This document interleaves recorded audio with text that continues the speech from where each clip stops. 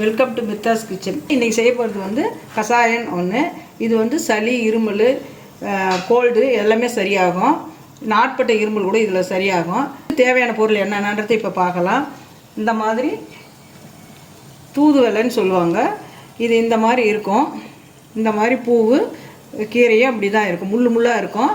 இது இந்த கீரை எடுத்துக்கிறோம். கூடவே கற்பூரவள்ளி எடுத்துக்கிறோம். துளசி எடுத்துக்கிறோம். இந்த அளவுக்கு இஞ்சி எடுத்துக்கிறோம். மிளகு, ஜீரகம், நாட்டு சர்க்கரை கொஞ்சம் எடுத்துக்கிறோம். இப்போ நம்ம அது எப்படி செய்கிறதுன்றது பார்க்கலாம். ஒரு பாத்திரத்தில் ஸ்டவ்வில் ஆன் பண்ணிக்கிறேன். தண்ணி கொதிக்குது.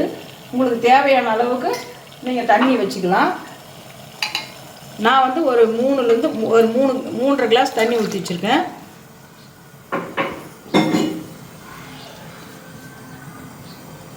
இஞ்சியை வந்து இந்த மாதிரி நான் தட்டி போட்டிருக்கேன்.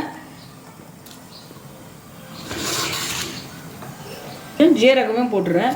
நீங்கள் ஜீரக பொடி இருந்தால் கூட ஆட் பண்ணிக்கலாம். நான் உங்களுக்காக மிளகையும் நான் முழுசாக தான் போடுறேன். மிளகு, ஜீரக பொடி இருந்தால் கூட நம்ம போட்டுக்கலாம்.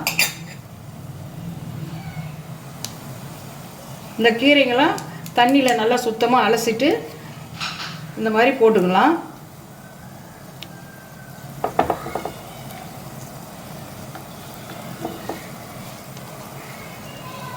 தூதுவளை போடுறேன்.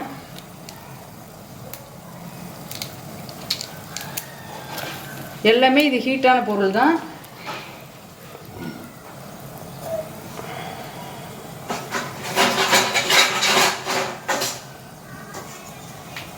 இது போட்டு ஒரு மூடி போடுவோம்.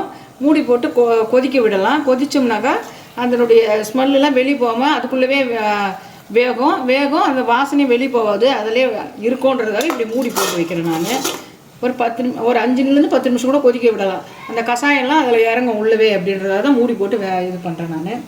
இப்போ நம்ம தண்ணி கொதிச்சிடுச்சு பாருங்கள், அது எப்படி கொதிக்குதுன்னு. இந்த ஸ்டேஜில் நம்ம கொஞ்சம் வெல்லம் போட்டு, இது வந்து நாட்டு சர்க்கரை நான் போடுறேன்.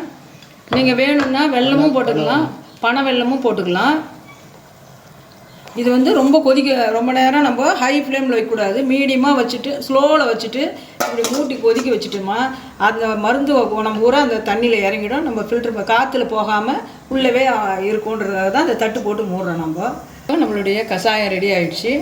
இப்போ ஸ்டவ் ஆஃப் பண்ணிடலாம்.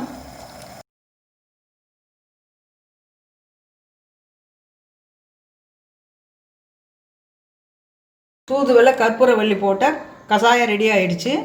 இது வந்து வேறு ஒரு பாத்திரத்துக்கு நான் மாற்றிட்டேன்.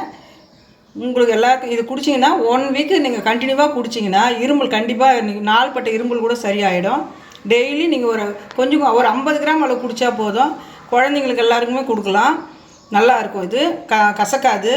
ஹீட் ஆகும்னாக்கா கொஞ்சம் நீங்கள் வந்து பனை வெல்லம் ஆட் பண்ணிக்கோங்க. இல்லை மிளகு, ஜீரகம் கொஞ்சம் குறைச்சிக்குங்க. இலைங்கெல்லாம் கூட கொஞ்சம் குறைச்சி போட்டுக்கிட்டிங்கன்னா உங்களுக்கு கரெக்டாக இருக்கும். ஆனால் இதை நீங்கள் குடிச்சு பாருங்கள். இது சளி, இருமல் எல்லாமே நல்லா ஆகும்.